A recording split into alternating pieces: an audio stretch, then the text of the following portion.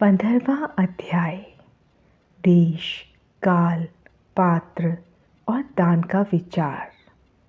ऋषियों ने कहा, समस्त पदार्थों के ज्ञाताओं में श्रेष्ठ सूत जी हमसे देश, काल और दान का वर्णन करें। देश का वर्णन।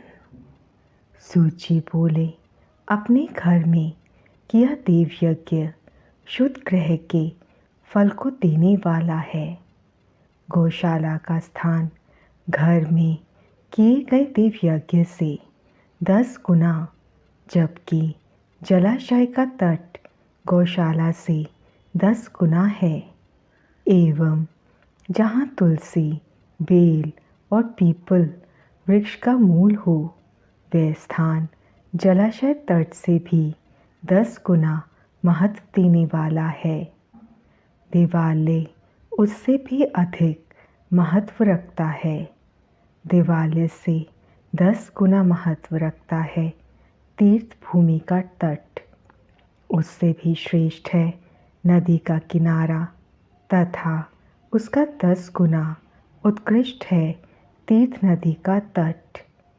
इससे भी अधिक महत्व रखने वाला है सप्तगंगा का तट, जिसमें गंगा, गोदावरी, कावेरी, ताम्रपर्णी, सिंधु, सरयू और रेवा नदियाँ आती हैं।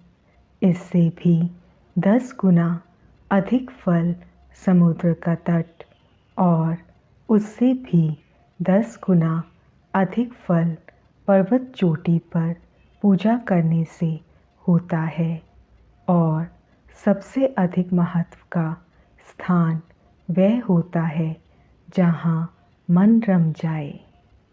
काल का वर्णन। सतयुग में यज्ञ, दान आदि से संपूर्ण फलों की प्राप्ति होती है।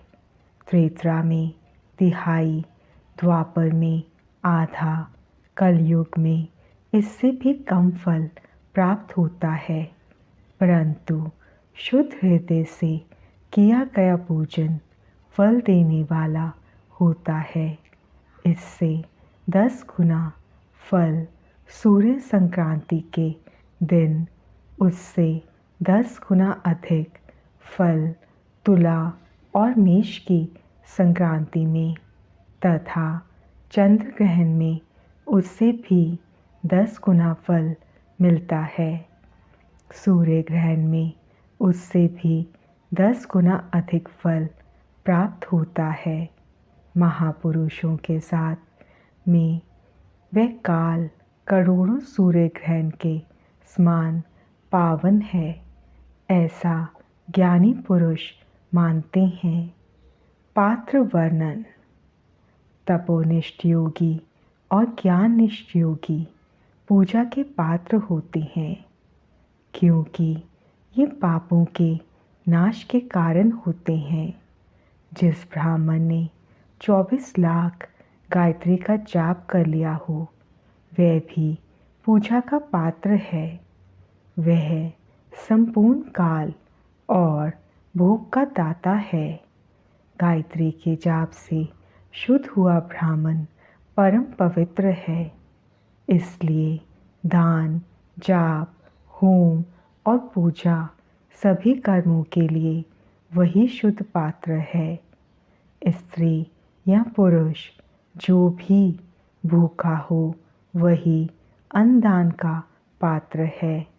जिसे जिस वस्तु की इच्छा हो, उसे वह वस्तु बिना मांगे ही दे दी जाए, तो दाता को उस दान का पूरा फल प्राप्त होता है।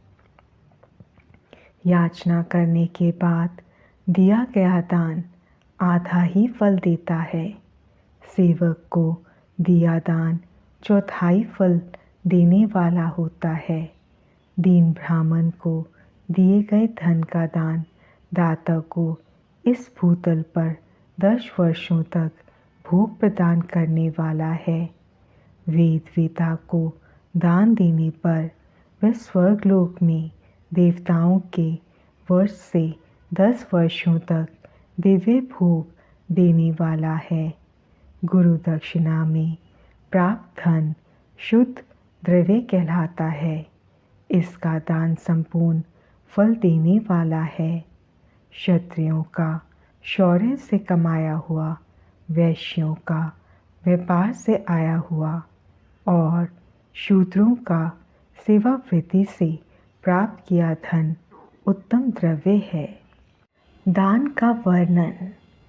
गौ, भूमि, तिल, सुवर्ण, घी, वस्त्र, धान्य, गुड़, चांदी, नमक, कोहाड़ा और कन्या नामक 12 वस्तुओं का दान करना चाहिए।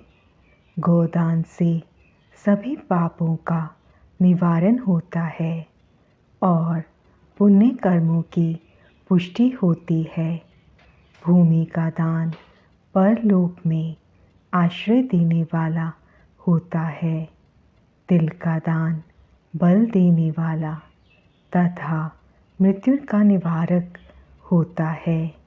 सुवर्ण का दान वीर्यदायक और घी का दान पुष्टिकारक होता है।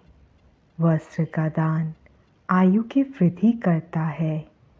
धान्य का दान करने से अन्न और धन की समृद्धि होती है। गुड़ का दान मधुर भोजन की प्राप्ति कराता है। चांदी के दान से वीर्य की वृद्धि होती है। लवण के दान से षड्रस भोजन की प्राप्ति होती है। कोहाड़ा या कुष्मांड के दान को पुष्टिदायक माना जाता है। कन्या का दान आजीवन भोग देने वाला होता है। जिन वस्तुओं से श्रवण आदि इंद्रियों की तृप्ति होती है उनका सदा दान करें। वेद और शास्त्र को गुरुमुख से ग्रहण करके कर्मों का फल अवश्य मिलता है। इसे ही उच्च कोटि की आस्तिकता कहते हैं। भाई बंधु अथवा राजा के भय से जो आस्तिकता होती है वह निम्न श्रेणी की होती है। जिस मनुष्य के पास धन का अभाव है वह वाणी और कर्म द्वारा ही पूजन करे। तीर्थ यात्रा और व्रत को शारीरिक पूजन माना जाता है। तपस्या और दान मनुष्य को सदा करने चाहिए। देवताओं की तृप्ति के लिए जो कुछ दान किया जाता है वह सब प्रकार के भोग प्रदान करने वाला है। इससे इस लोक और परलोक में उत्तम जन्म और सदा सुलभ होने वाला भोग प्राप्त होता है।